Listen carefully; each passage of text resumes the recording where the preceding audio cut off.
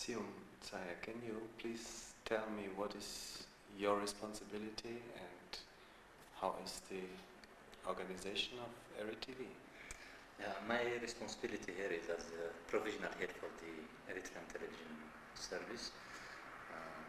The provisional administration was supposed to restructure the television, the new television in Eritrea. So we are restructuring the television concerning its staff, its equipment, and the programs it has to transmit for the audience. So we are on the way to finish this restructuring. So I hope that we will start our television earlier, because we have already started since 1993, but it was not yet organized because it's new and it's a new experience for us all. So we started in 1993, we restructured it again one time, and it's now for the third time that we are restructuring. So we believe that through experience we can come to the best, So we have almost finished our restructuring the television. How many hours a week do you have transmissions? Yeah, our transmission is 3 days in a week, which is Monday, Wednesday, and Saturday. So in a day we transmit 3.5 hours from 7:30 until 11. So it's only 3 days and 3.5 hours in a day. During this transmission, on Mondays we have the news from the CNN, which is the only source we have here in Eritrea at the moment. And on Wednesday and Saturday, we have news in two languages, in two local languages, which is Tigrinya and Arabic. We had before 6 months, when you were here in Eritrea, we had one day news in Tigrinya and the other day news in Arabic. But at the moment, we are just trying to improve our transmission so that we made it both the languages in one day. Both the language Tigrinya and Arabic news on Wednesday, and the Tigrinya and Arabic news also on Saturday. And we are improving our programs also at the same time. The reason why we are having the CNN news on Monday is that we don't have any informative program for the foreign audiences here, So it's because we have the only source we have at the moment is the CNN, which we receive it for free. So it's through the CNN that we can inform our audience, foreign audience living here in Asmara. This is for the information of the foreign audiences, but as well as for the Eritreans. Yeah. For the Eritreans also, we translate it to Tigrinya and Arabic, and we use it as Tigrinya news and as Arabic news also at the same time. What about the information sources about Eritrea? It is not covered by CNN. You have to do it all on your own. How do you cover the whole country?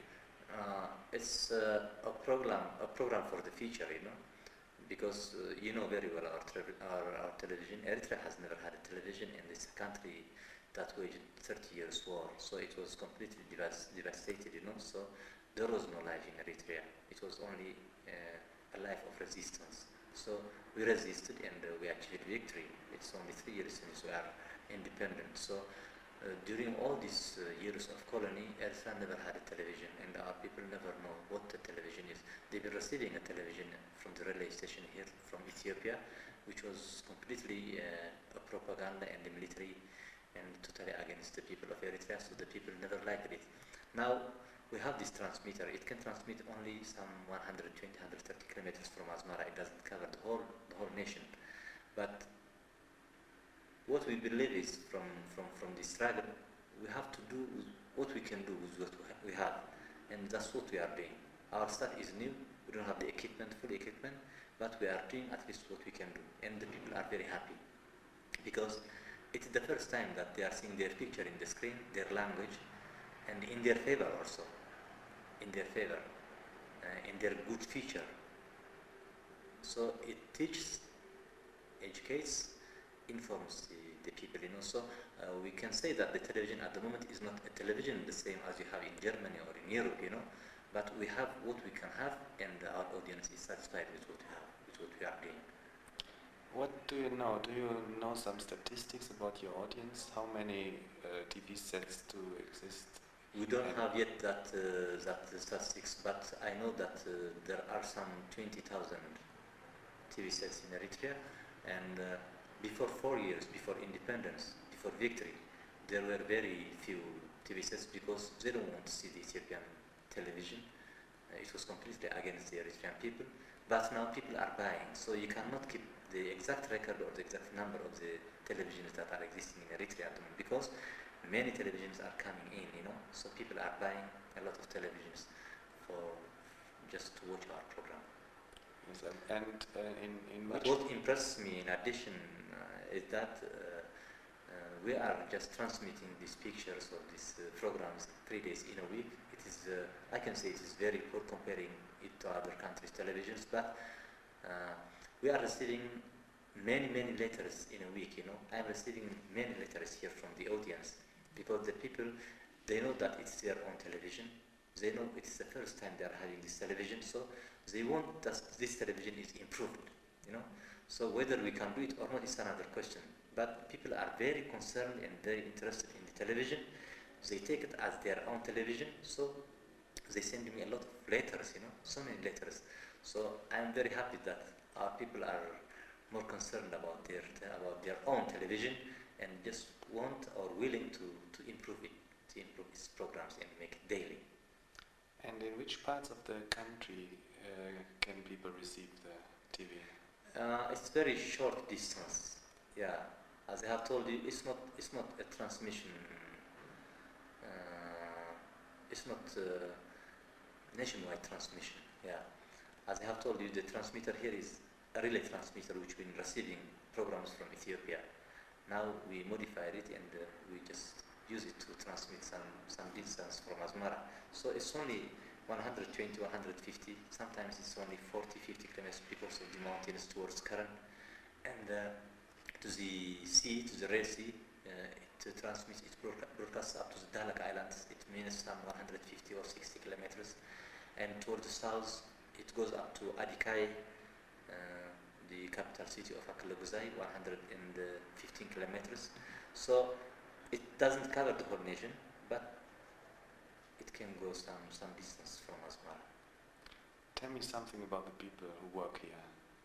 Here? How many and what profession have they? What have they done the last years? To tell you exactly, we, the people who have been struggling in the EPLF, we had the audio-visual section since 1976-77.